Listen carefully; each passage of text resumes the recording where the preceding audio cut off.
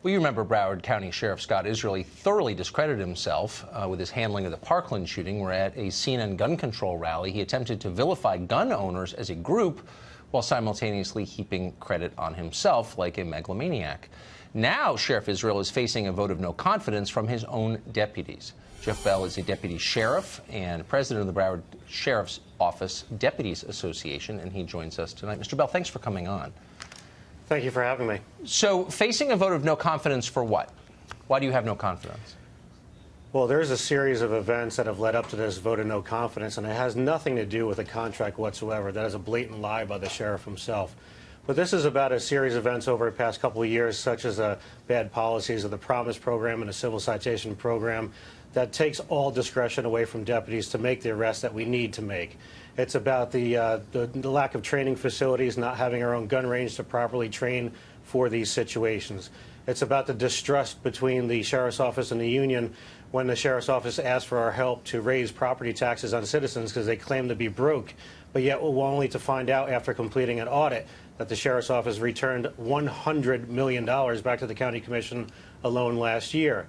And then it's the discovery of the misuse of taxpayer money by the Broward Sheriff's Office by providing private entities such as Napa Auto Parts with free gas cards from the Sheriff's Office, where we've identified through public records requests that they, in 1 year alone, they obtained 6,000 gallons of gasoline from our gas pumps.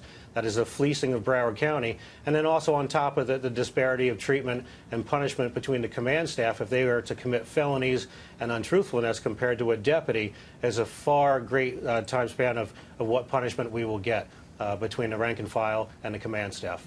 So that what has led to this no confidence. Well, that's quite a litany. I mean, what you're describing is a combination of incompetence and corruption. Call me cynical, but when you watched Sheriff Israel lay the entire blame for the shooting on Middle America, because ordinary law-abiding people have too many guns in his view, did it seem like an effort to distract from his own failures? Absolutely it was, and you can see this pattern of this. Sheriff Israel, back in his own Facebook post from February 24th of this year, he said that there was only one deputy on scene on the school during the entire attack. That's proven to be false. So he can't tell the truth about that event. Then he goes on a town forum and he blames the NRA. Then he blames one deputy, Scott Peterson, for this problem. Then he blames everybody else that he can for this problem. I understand that he can't be responsible for every employee, but at the end of the day, he needs to be accountable for his employees, and he's just not being accountable. And yes, this is some of the reasons why he needs to be removed from office. Removed from office. And so accountability requires transparency. You have to know what someone's doing in order to evaluate it. And you just heard Trace Gallagher say that there are many video and audio tapes that the public still has not seen. Why is that?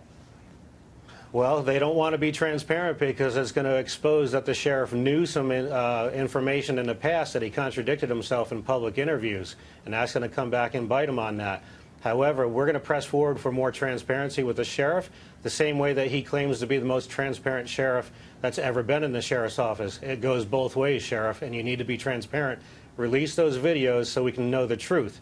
Now, if this vote of no confidence goes forward and it turns out the way that the membership is voicing their opinion towards us, then we'll take that information to the governor's office and we'll support him with whatever decision he wants to make. But if he chooses to remain sheriff with Scott Israel, then that means that the governor agrees that Sheriff Israel is an amazing leader, which he's not. And be forewarned that when the next incident happens, if the governor leaves him there, it will be on the hands of Governor Scott, not the employees at the Broward Sheriff's Office. Well, I'm so glad you're bringing this to our attention. It's a shame, though, we had to wait months to hear it from a law enforcement officer, and that CNN, which hosted this gun control rally and put Israel at the center of it, never asked a single skeptical question about his behavior. It's frustrating, but I'm glad the truth is coming out, and I'm glad you're telling our viewers about it. Mr. Bell, thank you. Thank you.